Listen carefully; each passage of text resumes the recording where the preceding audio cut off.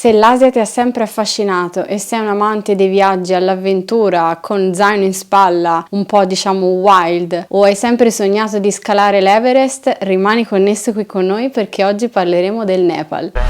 Wake up, today's gonna be a good day. Wake up, today's gonna be a good day. Wake up, today's gonna be a good day.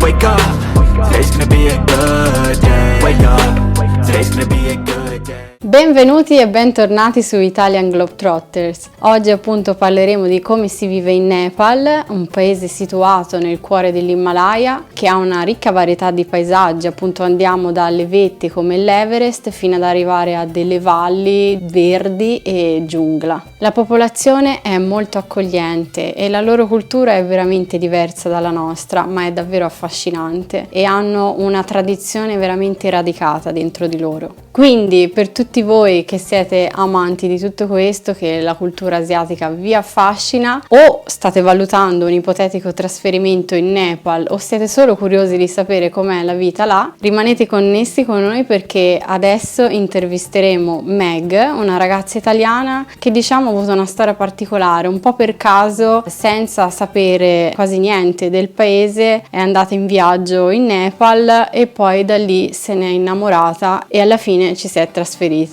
Quindi io non vi voglio avvantaggiare altro, vi lascio all'intervista e noi ci vediamo alla prossima. Ciao! Ciao Meg, come stai? Ciao a tutti, sto bene, un saluto a tutti dal Nepal, da Kathmandu. Kathmandu, ecco, sei a Kathmandu te, nella capitale, giusto? Sì, la capitale del Nepal. Il Nepal non è grandissimo, però Kathmandu è la città principale e quindi io lavoro sostanzialmente e vivo qua. Intanto ti diamo la benvenuta e è un piacere averti ospite qui con noi, Italian Globetrotters. Grazie, è un piacere mio, anzi un onore, grazie mille. Grazie a te. È un paese che non è che sia così conosciuto, magari qualcuno pensa di conoscerlo, pensa di capire un po' com'è, ma insomma siamo curiosi anche di sapere come funziona poi la vita lì, no? Poi se uno è interessato a trasferirsi ovviamente prenderà tutte le informazioni del caso, no?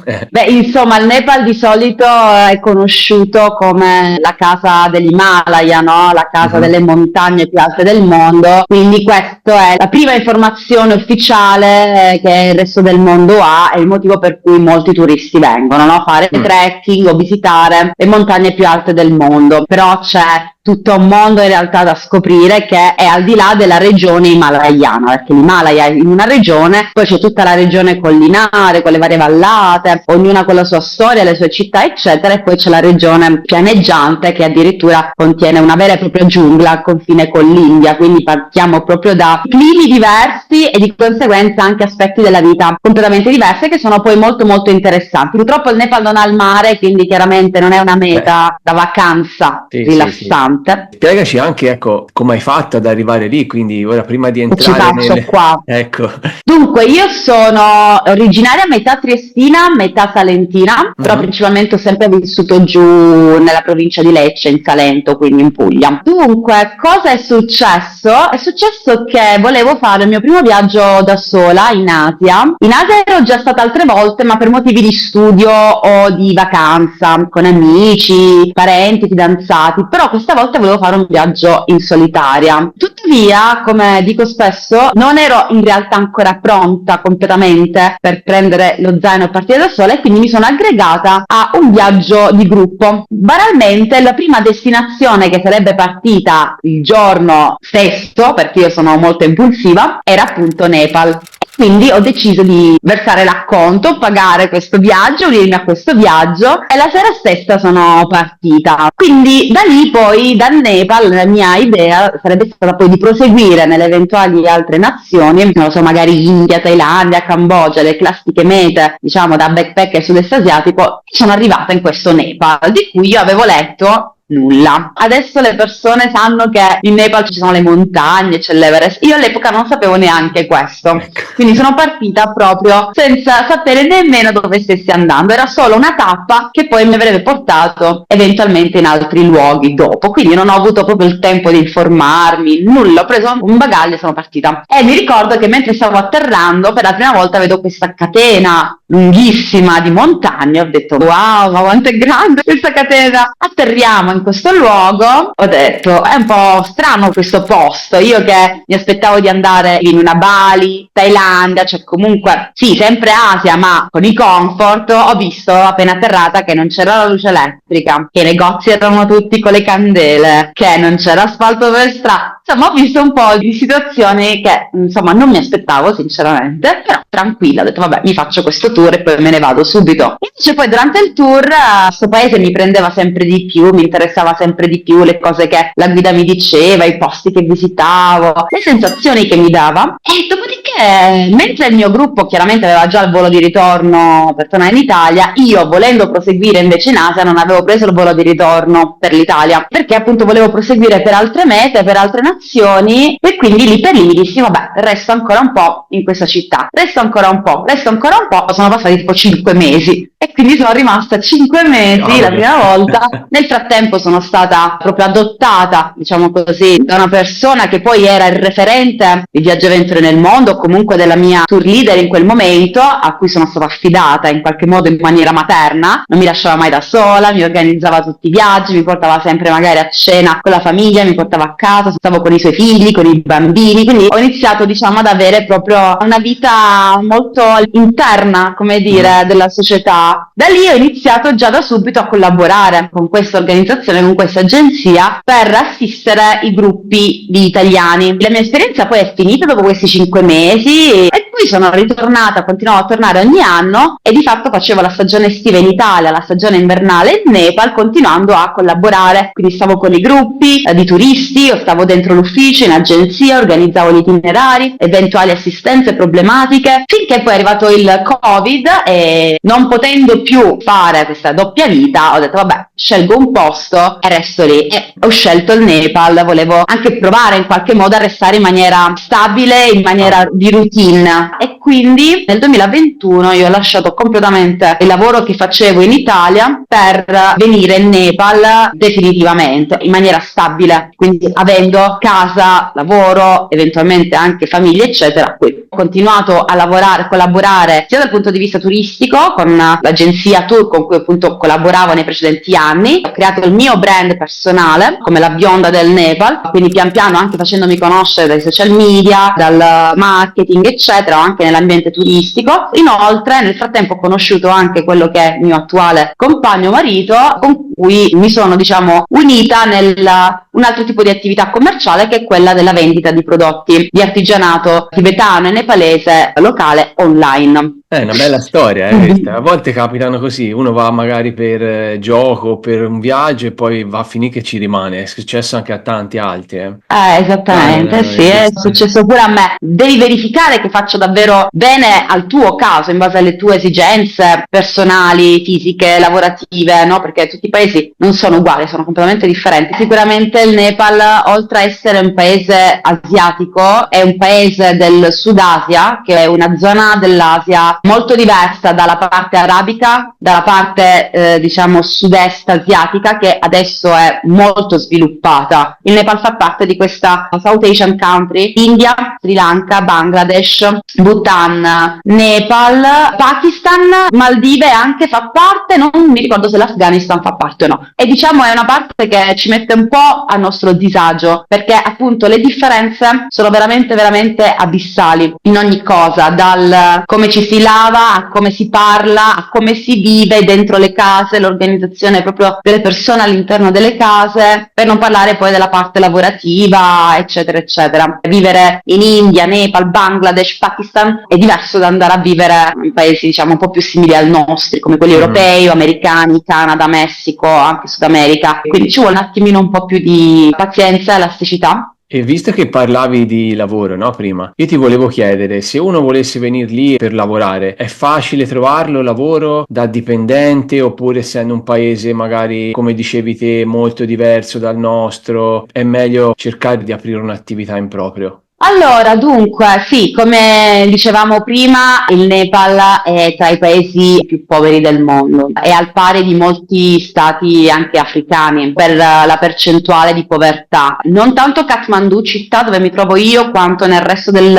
paese, la gente vive proprio con una soglia molto bassa, diciamo, economica, sui $2 per famiglia al giorno. E le famiglie sono molto numerose, eccetera. In molti villaggi del Nepal si usa proprio ancora il baratto, cioè non si arriva neanche all'utilizzo della moneta, parliamo di villaggi remoti chiaramente, però molte attività tra di loro di sostentamento e commerciali arrivano proprio tramite lo scambio di prodotti primari, non lo so, riso, latte, col burro, le uova, cose del genere. Quindi parliamo proprio di un paese che ha bisogno di tanto tempo prima di essere considerato, diciamo, sviluppato. È un paese appunto dichiarato in via di sviluppo, quindi molto più indietro rispetto anche alle vicine Cina, India, Thailandia, eccetera. Questi paesi sono già abbastanza sviluppati, hanno sistemi bancari, hanno sistemi pensionistici, eccetera. Queste cose in paesi appunto come il Nepal non ci sono ancora. Poi con l'apertura del Nepal, il Nepal è sempre stato chiuso, i confini sono sempre stati chiusi fino appunto agli anni 60 circa, quando il Nepal riaprì i confini agli stranieri nuovamente dopo 200 anni. Quindi piano piano adesso la gente vede quello che è fuori dai confini nepalesi, molti vanno all'estero piano piano con non poche difficoltà, però hanno magari parenti in America, in Europa, in Australia, Giappone, eccetera, e quindi iniziano a capire le mancanze, diciamo, del paese. Per tornare dal punto di vista lavorativo, è chiaro che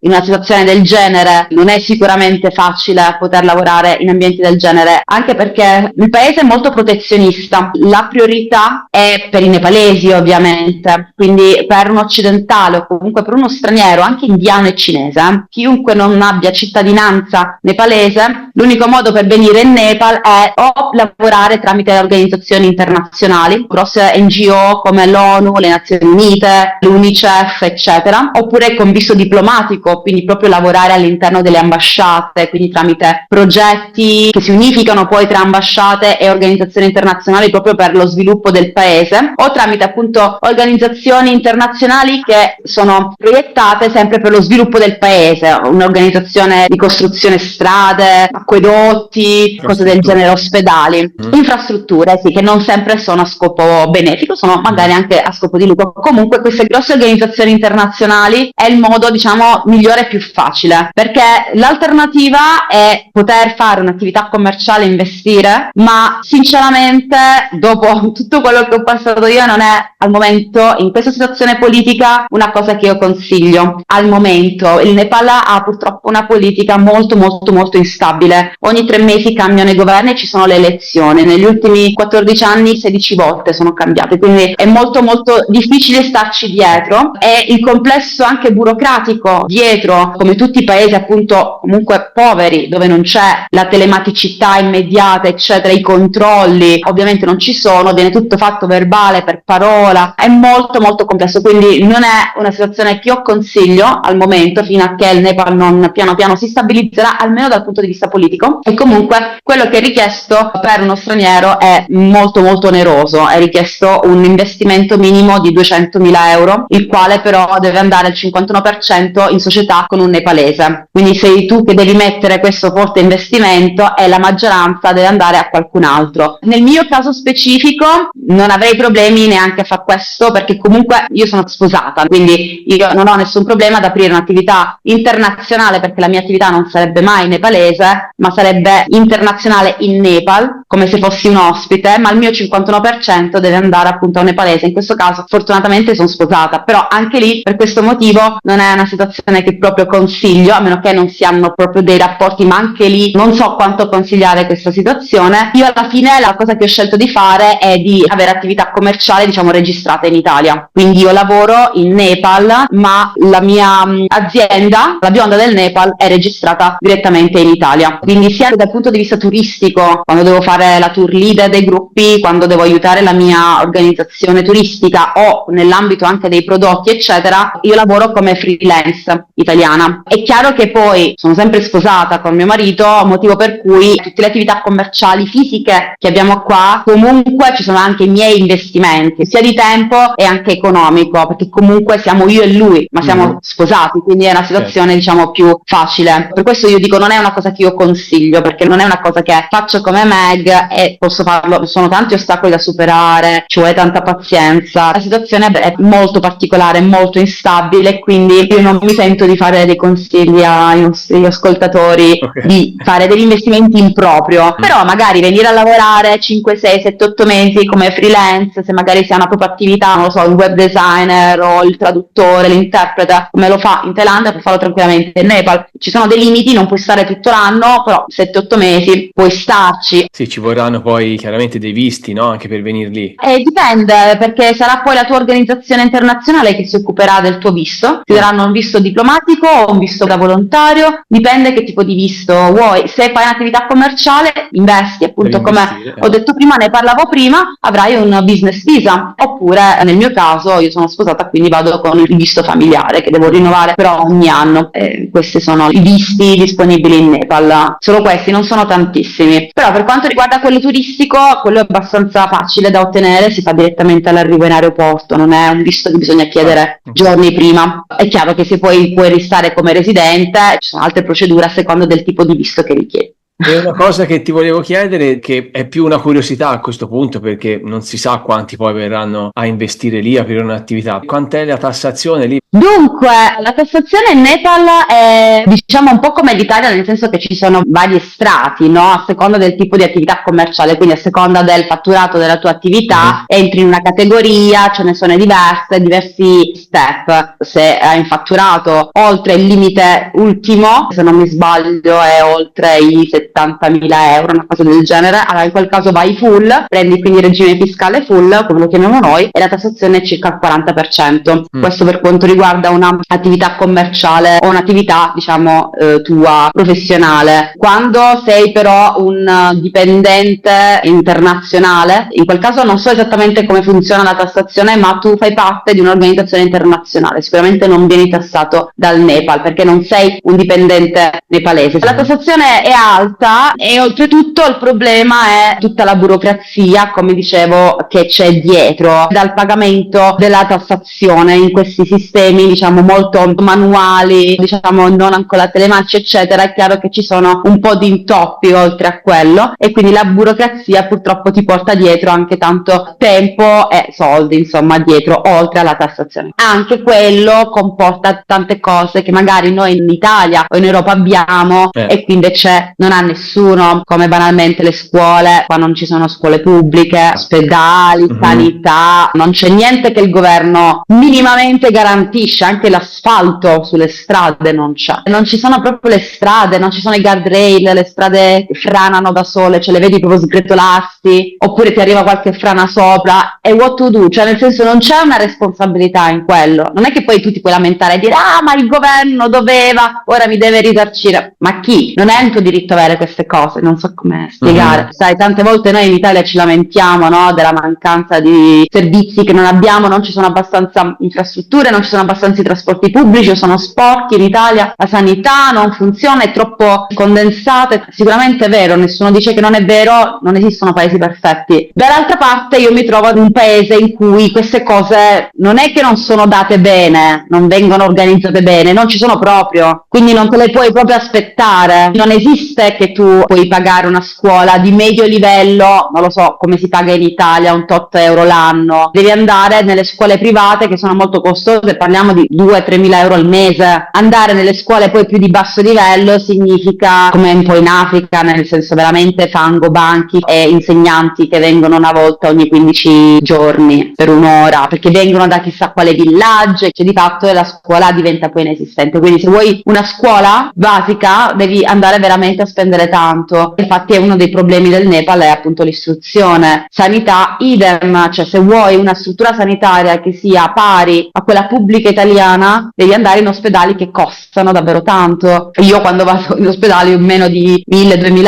euro 2 giorni non spendo, per dire. Quindi tante cose basiche che per noi non funzionano in Italia, di cui ci lamentiamo in continuazione, e io voglio dire sono classica italiana, lo faccio anch'io. Quando vieni a vivere in questi paesi diventa veramente veramente complesso. Spostarsi, fare 150 km per fare un weekend diventano 18 ore di viaggio ad andata e 18 ore al ritorno, non sai se parti, se non parti, gli aerei, e tutto diventa veramente difficile. Non è solo lo sporco, è l'orario, l'aereo è in ritardo. Ieri il mio cliente è partito in aereo con 8 ore di ritardo nei voli interni, e le 8 ore sono il minimo, e non c'è una responsabilità in quello, cioè non è che puoi dire anche lì faccio causa, non ci sono questi sistemi di garanzie, perché secondo il nostro sistema questi sono i nostri diritti che vengono violati e che quindi tu puoi far valere. Qua non ci sono, né nella parte privata né nella parte pubblica. Ma la gente lì del posto, per avere un'idea, quanto guadagna come stipendio? Allora, anche lì dipende un po' da cosa si fa. Io ti posso parlare di Kathmandu città, Sì, non parlo chiaramente di chissà quali villaggi sperduti. Diciamo si parte da un minimo salariale circa, se un dipendente in banca, un dipendente, non lo so, di un'azienda regolare, sulle 15.000 rupie circa, lo stipendio minimo. 15.000 rupie sono circa 120 euro. Questi sono gli stipendi minimi, si può arrivare a 20, 30.000, 50.000, quindi dipende un po' da che situazione lavorativa hai, quanto lavori, se sei in proprio, e poi magari ci sono dei contratti diciamo a percentuale che ti permettono di lavorare magari di più. Per esempio, cosa che noi facciamo con i nostri ragazzi sono questo tipo di contratti,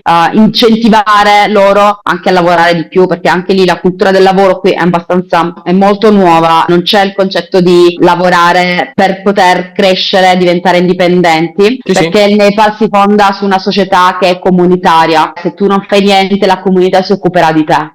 E quindi il concetto del devo darmi da fare è molto nuovo in Nepal. La comunità invece è molto importante per loro. Addirittura molti fanno un lavoro o non fanno un lavoro perché la comunità glielo dice o non glielo dice. Anche i matrimoni funzionano così, si fanno all'interno della comunità. Quindi la comunità è molto importante, si occupa di te nel momento in cui hai dei problemi finanziari, amorosi. Non c'è l'individualismo classico dell'Occidente che ha dei lati positivi e negativi, ma sostanzialmente prevede il datti da fare, più lavori più hai dei risultati, anche nella scuola, no? Più studi e più hai dei risultati. Invece qui finora non è mai stato così, quindi anche noi, io e mio marito, combattiamo un po' con questa mentalità, e quindi cerchiamo sempre di fare questi contratti in maniera da incentivare proprio anche a livello formativo, mentale, i ragazzi a lavorare di più in base alle loro esigenze. Non è che nessuno li obbliga a stare 80 ore, figurati, cioè tanto se ne fanno 5 al giorno, però incentivarli a non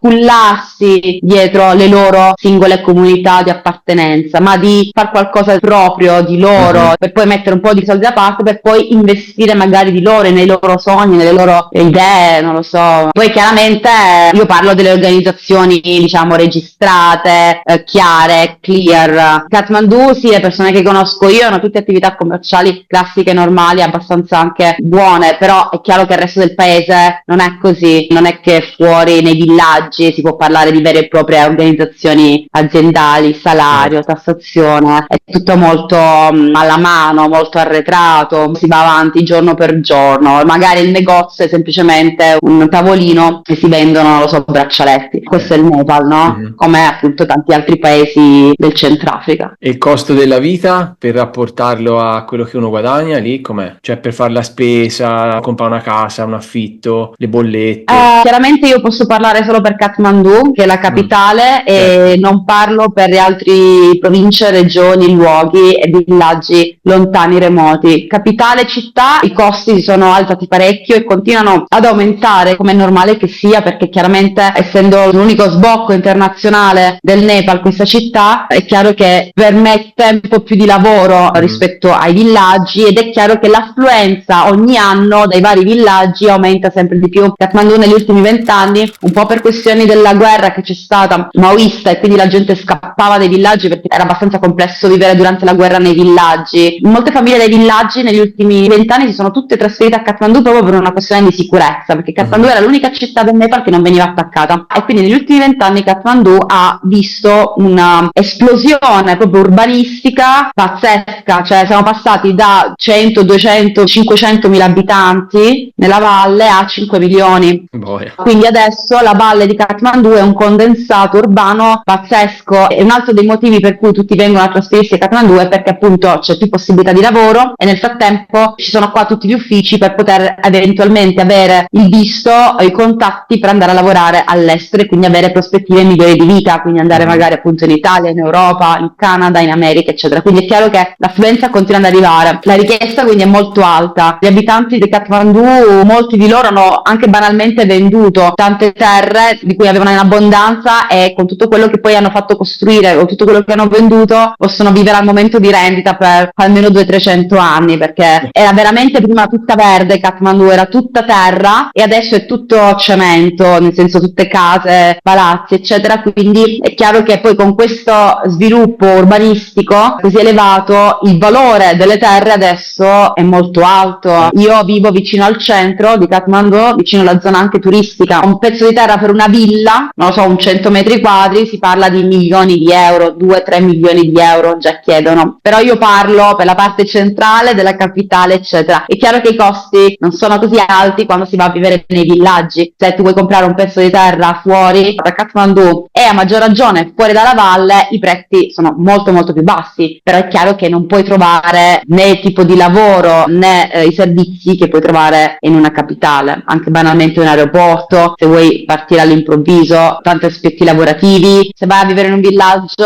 la vita diventa molto di villaggio, cioè rurale. Lavori in campagna, vivi di quello, c'è qualche negozietto che vende, non lo so, un po' di carne, un po' di uova, forse uno che vende vestiti, ma quella è la vita dei villaggi. Quindi è chiaro che i costi sono molto molto molto più bassi, ma non ci sono servizi.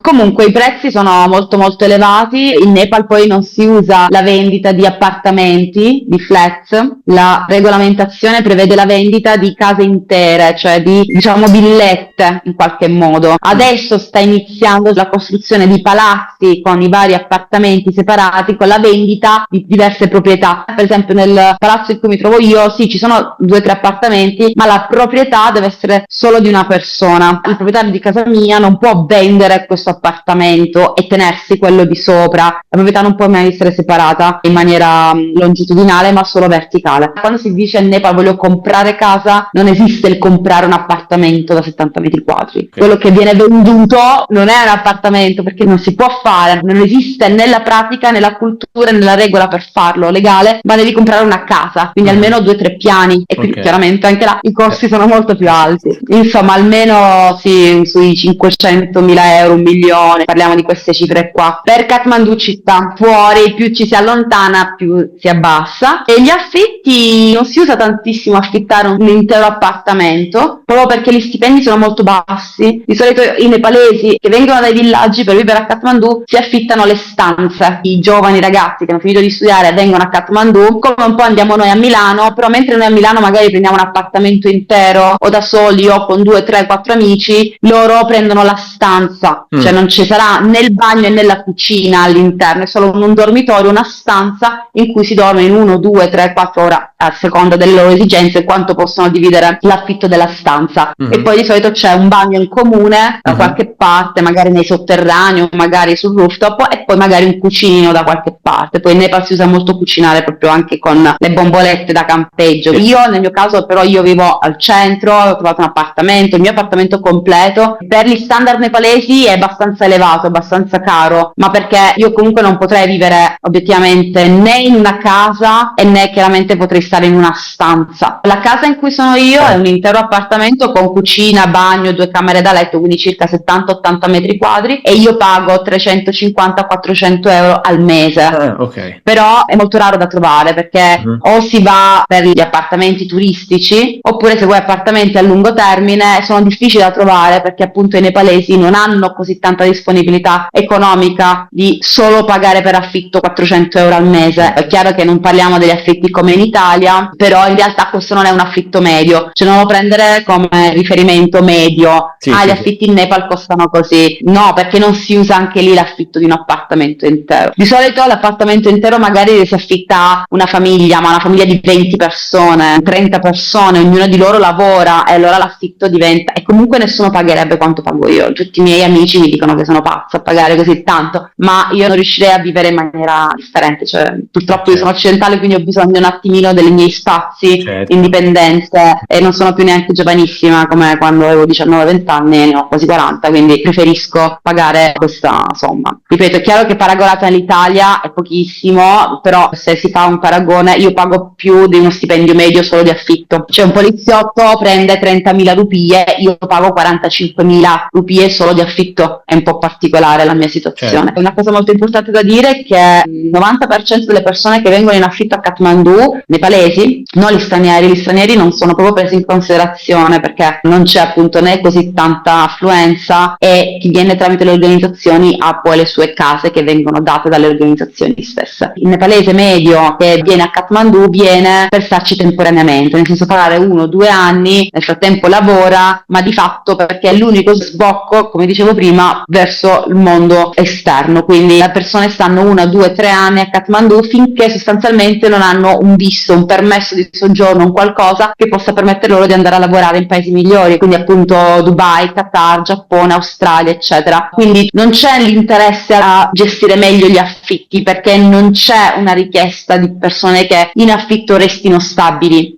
Molte delle persone che conosco che lavorano qui come dipendenti sono solo esclusivamente di passaggio, e sono molti, perché il Nepal partono circa 100.000 persone al mese per sempre, quindi ha questa forte corrente in uscita. L'aeroporto di Kathmandu è pieno di nepalesi, non è pieno di turisti, è pieno di nepalesi che stanno andando via. Chi non è nato in questi luoghi non può mai capire cosa significa invece viverci ed essere vincolato sia per passaporto che a queste situazioni in cui non si hanno tanti diritti, non si hanno possibilità lavorative, non puoi neanche viaggiare, anche a dire ma faccio un weekend, non so, in Thailandia, non è possibile, non lo possono fare. E altra cosa, il motivo per cui gli affitti sono un po' particolari come situazione è che il nepalese medio non usa prendere una casa in affitto separandosi dalla famiglia. Quando si sposano i nepalesi restano all'interno del nucleo familiare. I nuclei familiari, come dicevo prima, sono molto grandi, non si usa lasciare i genitori e chi lo fa non è visto bene dalla comunità, e non essere visto bene dalla comunità crea delle implicazioni anche a livello lavorativo, economico, finanziario non poche, non basse. Quindi non è usanza, non hanno l'usanza di andare a vivere da soli, neanche dopo il matrimonio, perché il concetto è di aiutare proprio fisicamente le persone più anziane, e siccome qua non ci sono badanti, RSA, non ci sono questo tipo di strutture, è chiaro che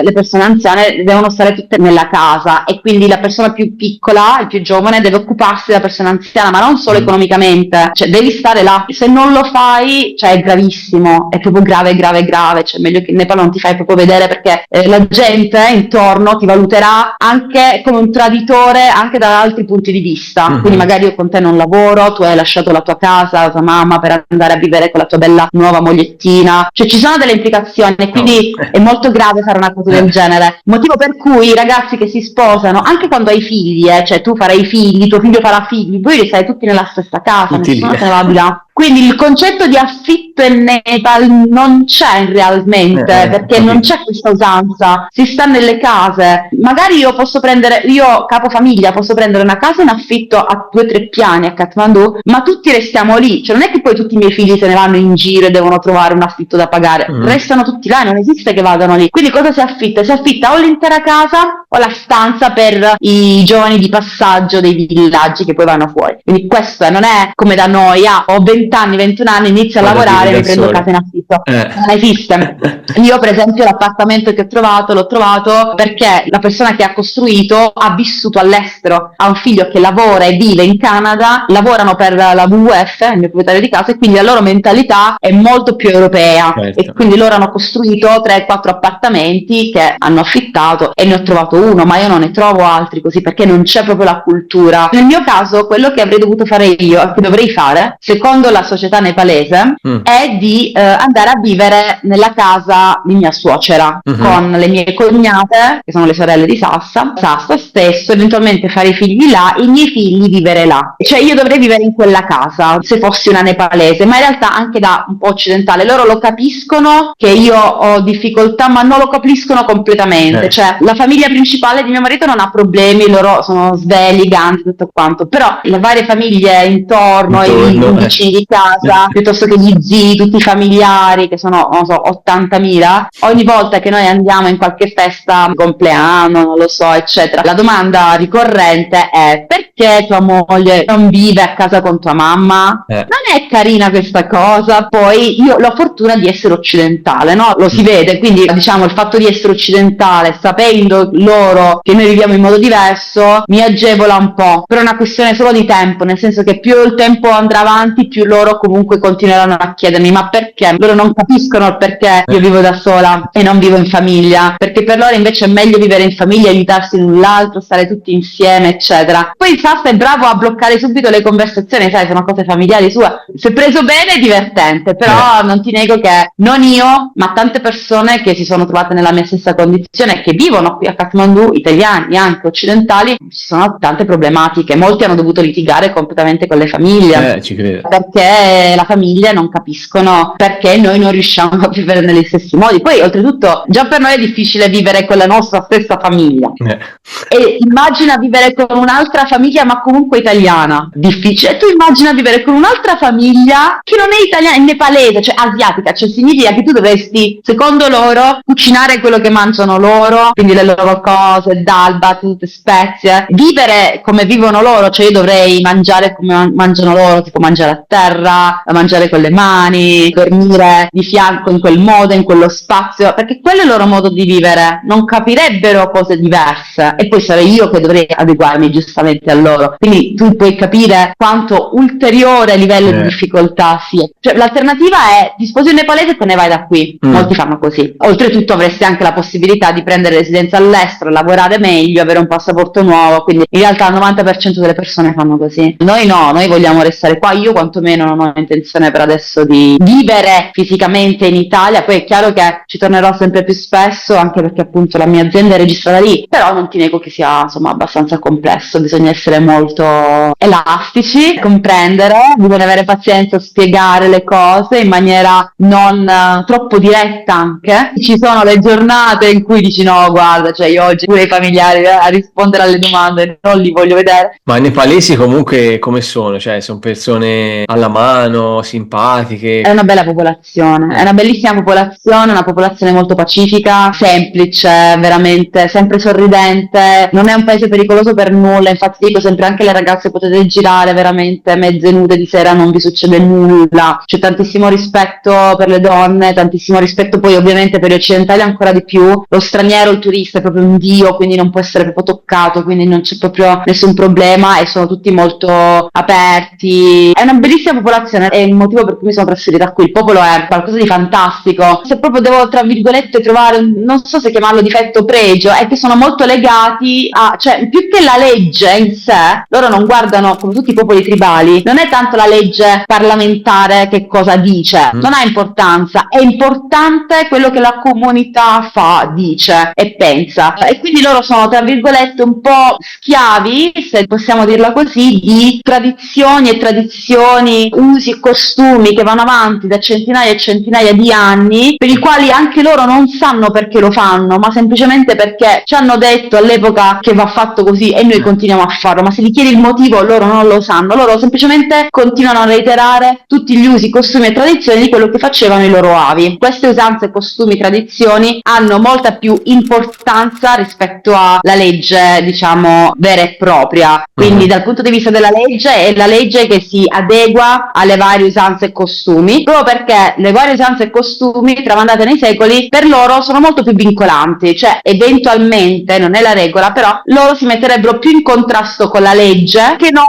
con la loro comunità, cioè quindi a costo anche di andare contro legge, comunque loro devono fare quello che i loro avi hanno sempre fatto. Adesso chiaramente piano piano le nuove generazioni iniziano un po' più a pensare diversamente con la loro testa, nel senso che ok, io faccio faccio tutto, però secondo me mangiare gli animali comunque è sbagliato, quindi comunque io quell'evento, quel sacrificio animale, per esempio, perché molti rituali sono connessi ai sacrifici che sono obbligatori, io quello proprio non lo faccio. Si creano contrasti, quindi ci sono delle famiglie meno emancipate, quindi no, si fa quello che la comunità dice, quello che si è sempre fatto per tradizioni, non ha importanza quello che tu pensi, oppure ci sono famiglie un po' più emancipate da quel punto di vista in cui dicono si è sempre fatto ma io non lo faccio. E ripeto, io parlo sempre per Kathmandu città, non posso proprio parlare per i villaggi dove la vita è completamente diversa, però piano piano chiaramente queste cose leggermente cambiano. Dal punto di vista lavorativo, per esempio, alcune tradizioni sono un po' limitanti, cioè io magari qualche volta ho dei problemi con i miei fornitori o i miei collaboratori perché ci sono delle tradizioni in alcuni momenti della loro vita o dell'anno eccetera da rispettare, per cui loro non possono proprio lavorare per 20 giorni. Per me che lavoro da occidentale è un problema, se il mio fornitore, il mio artigiano sparisce per 20 giorni è un problema per la mia attività e di conseguenza per la mia azienda e per i miei dipendenti eccetera eccetera. Magari alcune tradizioni non proprio seguirle completamente alla lettera nel 2024, cercare di ridurle, limitarle, non lo so, cose simili, e quindi bisogna affrontare anche questo anche questo fa parte della vita in Nepal, insomma. Ma lì sono induisti come religione? Sì.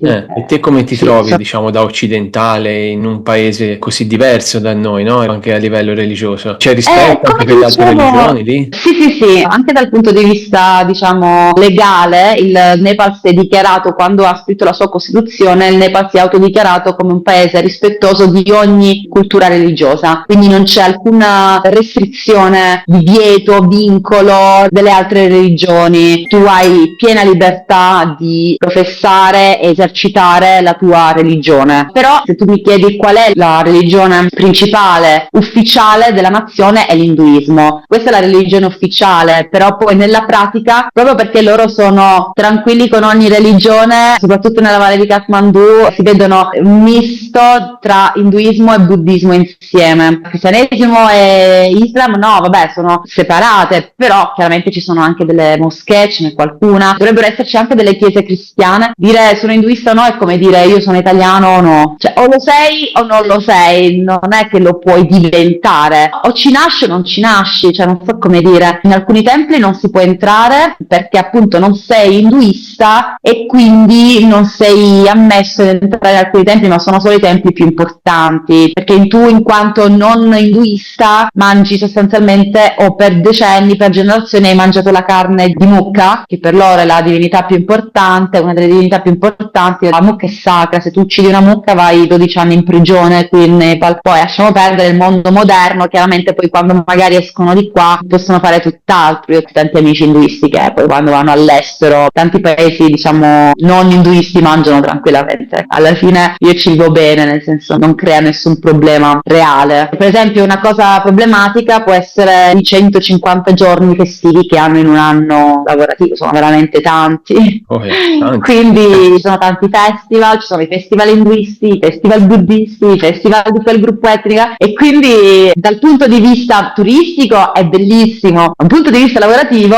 è problematico perché gli uffici sono chiusi e poi fanno ponte, capodanni, ci sono almeno 15.000 capodanni in Nepal perché ogni gruppo etnico ha il suo capodanno, e siccome il Nepal ufficialmente rispetta tutte le religioni, ogni volta che c'è una festività, anche Natale, gli uffici pubblici sono chiusi perché è Natale, pur non essendo per loro nessun tipo di giornata. Quindi ci sono delle considerazioni da fare, però sono sempre da un punto di vista credo esclusivamente lavorativo. Se non la prendi da quel punto di vista non hai nessun problema pratico con le persone, anzi spesso vieni invitato a festeggiare con loro, è molto bello. E come cibo, che prima dicevi della mucca che non la potevano mangiare, lì che mangiano? Cioè loro che si trova un po' di tutto? Se intendi un po' di tutto alla occidentale maniera, no. Frutta e verdura ne hanno parecchie, ne hanno abbastanza. Mangiano principalmente riso, lenticchie e verdure saltate, è il loro piatto principale. Oppure i ravioli, sempre con carne all'interno, oppure verdure. Non hanno molta varietà di piatti e la maggior parte del cibo è importato. Adesso il Nepal non è più in grado di soddisfare proprio a livello di fabbisogno il cibo per la popolazione, perché appunto la popolazione è particolarmente così aumentata, le terre coltivabili sono diminuite, c'è un problema anche di forte inquinamento, ma forte inquinamento, non le microparticelle, c'è proprio forte inquinamento, cioè che acque, fiumi, terre sono proprio tossiche, quindi molto cibo è importato dall'India. Io nei supermercati il riso che trovo è solo indiano, raramente trovo quello nepalese. Poi se tu mi chiedi cibo, trovi la pasta di pomodoro no, perché il Nepal quando ha problemi finanziari grossi blocca le importazioni, tranne l'India chiaramente, la Cina che sono i suoi principali fornitori, però tutto ciò che non viene da questi paesi viene bloccato, quindi tu puoi trovare la pasta e la pasta di pomodoro in alcuni momenti dell'anno, tipo una volta l'anno, io la trovo tipo 1 o 2 volte l'anno, non sempre. Poi ovviamente la carne, che carne mangiano? Carne di bufalo, capretto e pollo, solo questi 3 animali mangiano, non c'è tutta la varietà che abbiamo noi. E pesce, ovviamente l'unico pesce che hanno è pesce di fiume o di lago, quindi non è che trovi una varietà di pesci eccetera che abbiamo noi. Coltivano molto tè, patate, cipolle, carote, queste cose sì, quindi in realtà la varietà, se lo chiedi a un'italiana, dal mio punto di vista è molto scarsa, ma anche come tradizione culinaria è chiaro che è molto ridotta, anche se ogni gruppo etnico ha le sue cucine tradizionali. Per esempio sull'Himalaya mangiano la carne di yak, e lo yak è l'animale principale, non hanno i bufali eccetera, mentre noi nella valle di Kathmandu abbiamo i bufali, le bufale anche, quindi noi mangiamo quel tipo di carne. Però diciamo basicamente la cucina è molto a base di riso, verdure, carne, e tutto molto bollito e tutto molto speziato e piccante. Far marinare le verdure o far marinare la carne nelle spezie sterilizza la carne, tutto quel peperoncino eccetera, quindi è anche un modo per mangiare cibi all'epoca, non adesso, non nel 2024, però all'epoca più sani. Però se tu mi chiedi se ti mangi caviale non ne parliamo neanche, però un calamaro, una spigola, una bistecca, ciao proprio, la pasta, non lo so, un risotto anche banalmente con i funghi, con una cioè non esistono queste cose. Mi immagino, No. ti mancherà un po' la cucina nostra, no? Tantissimo. Poi ci sono i ristoranti italiani, ma sono italianizzati, è come quando vai all'estero a mangiare italiano, è chiaro che ti trovi la pasta Alfredo, che non so che cacchio è, la pizza con l'ananas, la pizza col pollo, o la mozzarella, quella che chiamano loro, che sono delle sottilette, ma non è mozzarella. Quindi sì, magari ogni tanto loro ti portano, ma andiamo a mangiare italiano, che per loro è mangiare esotico, no? È come per noi andare a mangiare giapponese, andiamo a mangiare italiano, ok, andiamo a mangiare italiano, però insomma non è che sia proprio la cucina italiana, comunque i prodotti non sono italiani. Io devo andare in supermercati molto grossi fuori da città per avere la speranza di trovare 1 o 2 bottiglie di olio di oliva europeo, non italiano, europeo, di quelli diciamo non di prima, seconda scelta, proprio di quelli di terza scelta. Pasta la trovi un po' in giro, però poco, cioè sempre le stesse cose, non trovi tutte le varietà che abbiamo noi, quella senza glutine, lo spaghetto così, lo spaghetto collino, 4 cose, penne, farfalle e rigatoni, basta. E senti, allora cambiamo argomento e ti volevo chiedere del clima, perché sono curioso di capire com'è lì. Allora, il Nepal sicuramente si trova molto più in basso a sud rispetto all'Europa, quindi tendenzialmente le temperature sono molto più alte rispetto a un'Italia che è più vicina alla parte nord del globo, noi siamo un po' più vicini all'equatore. La temperatura fredda però in Nepal c'è, perché siamo ad altitudini alte. Kathmandu per esempio è a 1200 e poi da lì diciamo si sale a 1400, poi ci sono le colline, loro le chiamano colline ma arriviamo a 4000 metri, però non c'è la neve, quindi per i nepalesi è montagna tutto quello che è dai 5000 in su, cioè praticamente solo la catena himalayana, che è praticamente una barriera così longitudinale, vedi proprio una barriera lunga, molto alta, che divide con un altro mondo, che poi di là è il Tibet, e quindi lì, solo lì c'è la neve, ed è neve perenne chiaramente. L'Himalaya appunto è una catena che va dai 5000 in su, quindi per loro quelle sono le montagne. Sotto la regione himalayana, nel Nepal centrale principale, in realtà la maggior parte del Nepal non è montagne, ma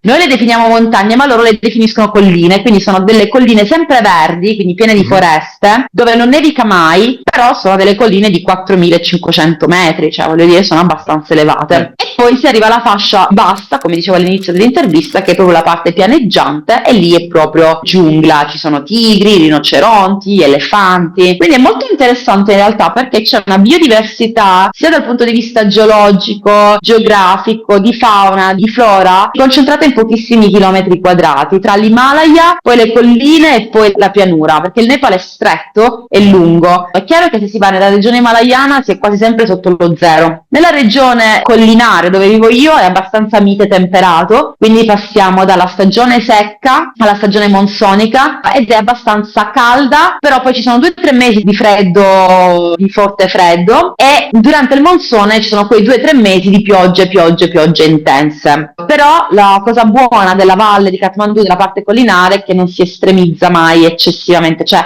per esempio quando è inverno non si arriva mai sotto lo zero e quando piove non si arriva mai oltre i 30 gradi, quindi comunque diciamo sono temperature abbastanza più vivibili rispetto alla regione himalayana e rispetto anche alla parte del Terai, che è la pianura a contatto con l'India, dove si arriva a 45 gradi, che ha la stessa identiche temperature indiane, quindi è parecchio calda. Quindi in realtà la parte centrale del Nepal è quella che climaticamente è la migliore, quindi si passa da un inverno a un'estate. Semplicemente la differenza dell'Europa è che noi abbiamo la stagione monsonica, proprio monsone per 3-4 mesi, piove sempre, ogni giorno, e l'inverno è leggermente più corto, mentre da noi dura un po' di più, qui dura 2-3 mesi. È più caldo dell'Italia, ma non abbiamo i riscaldamenti noi, quindi comunque quella sensazione di freddo nelle ossa la tieni H24, perché dentro casa non ci sono riscaldamenti, nei ristoranti non ci sono riscaldamenti, nei negozi idem, quindi comunque la gente dorme proprio col cappotto, cioè la gente dorme qui col cappotto, ma non perché la temperatura è bassa, perché non abbiamo quel riscaldamento che magari serve anche banalmente a toglierti quell'umidità che senti, no? Qui diciamo la valle è molto umida perché essendo una valle vallata circondata da questi 4.000 tutto intorno non c'è tanto ricircolo d'aria, motivo per cui c'è un forte smog anche stagnante perché non c'è vento, quindi in realtà è abbastanza mite al centro ed estremo ai due opposti, cioè pianura e montagna.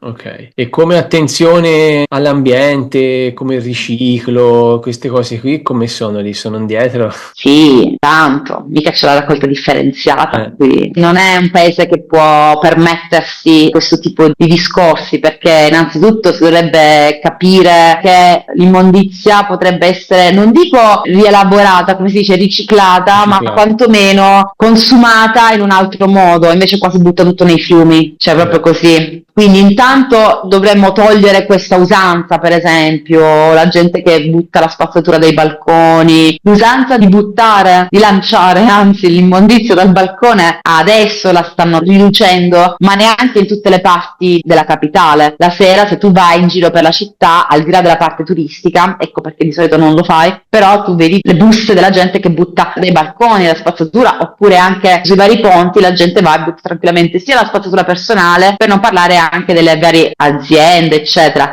No, al momento green non è per niente, tant'è che si parla tanto anche dell'Everest, no? Adesso fa tanto fashion, fa tanta moda parlare dell'immondizia che sta sull'Everest, addirittura c'è la montagna più alta del mondo, è stracolma di immondizia, ed è vero, è assolutamente vero, io ci credo perfettamente perché conosco bene la popolazione, quindi posso immaginare quello che c'è di là. L'unica cosa che io dico è che spesso in questi TG, in questi documentari si dice spesso che è colpa dei turisti, quando in realtà non è la parola esatta, è colpa del turismo, cioè è colpa dell'organizzazione dietro ai turisti, cioè non solo le persone americane, australiane, italiane che vanno appositamente a spendere un sacco di soldi, a spaccarsi i polmoni per arrivare a 5.000 metri, a rischio di stare male per buttare la loro immondizia là sopra, non è quello. Il fatto è che il turismo è aumentato, le organizzazioni che si occupano di turismo sono aumentate, quindi organizzazione trekking, agenzie trekking, guest house, ristoranti, sono aumentate da parte dei locali, ovviamente, perché lo straniero sempre può fare poco e nulla, quindi quell'immondizia che sta lì è dovuta al turismo come incremento di attività commerciale, ma la gestione del turismo è locale. I turisti vanno sull'Everest a buttare l'immondizia? No, assolutamente no. Cioè io mi trovo turisti che cazziano me quando io faccio qualcosa di negativo nella mia città, che è Kathmandu, e quindi poi dopo capisco che sono appena arrivati, dico ok, voi siete appena arrivati, dopo 10 giorni anche i miei gruppi stessi mi dicono scusami, non avevo capito che la situazione era così qui. Se loro non riescono a gestirla neanche nella parte più facile del loro paese, immagina nelle zone più difficili. Figurati sull'Himalaya, che è ancora più difficile, là non ci sono neanche le strade, quindi l'immondizia la bisogna portare indietro con l'elicottero. Prima dovrebbero avere una forma di organizzazione su tanti aspetti, non è il green, perché è vero, c'è tanta importanza da dare al clima sicuramente, e lo si vede, specie qua si vede molto la problematica, però è un po' un lusso secondo me, nel senso che alcuni paesi si possono permettere queste cose, non tutti. Noi non abbiamo elettricità, nel senso ce l'abbiamo, ma non è come in Europa, quindi le macchine elettriche, no, se vogliamo essere attenti al green, le possiamo pure comprare, a parte le tasse doganali del 200%, che è un altro discorso, ma facciamo conto che noi ci compriamo una macchina per non inquinare green.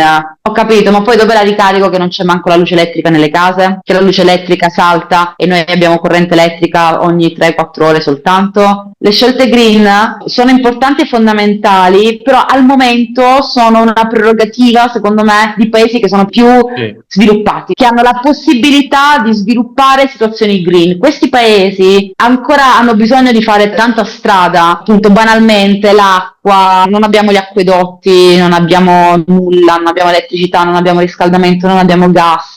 Ovviamente non si fa raccolte differenziate, si butta tutto per strada, quindi da lì a dire andiamo sul green ci vuole un attimino di tempo, no? Sì. Lo diventerà, come lo diventerà tutto il mondo per una questione di necessità, però se gli chiedi che misure il green sta adottando, no? E per quanto riguarda, ti volevo chiedere della sicurezza, che comunque vabbè ce l'hai detto che comunque è un paese tranquillo, pacifico, quindi si può andare a giro tranquilli, no? So se vuoi aggiungere qualcos'altro, Sì. no, penso che sia già detto. E poi della sanità anche lì ci hai già detto qualcosa, ma che è costosa, Sì, sì, io parlo da residente, no? È assolutamente sicuro, è uno dei luoghi numero uno per backpackers e donne anche backpackers possono viaggiare tranquillamente da sole. La norma è che non è una popolazione che disturba, assolutamente, è una popolazione che anzi aiuta, ma aiuta sul serio, specialmente i viaggiatori, quindi anche le donne da sole non avranno problemi in alcun modo, nessun tipo di reale pericolo, a meno che appunto non vanno a fare proprio cose estreme,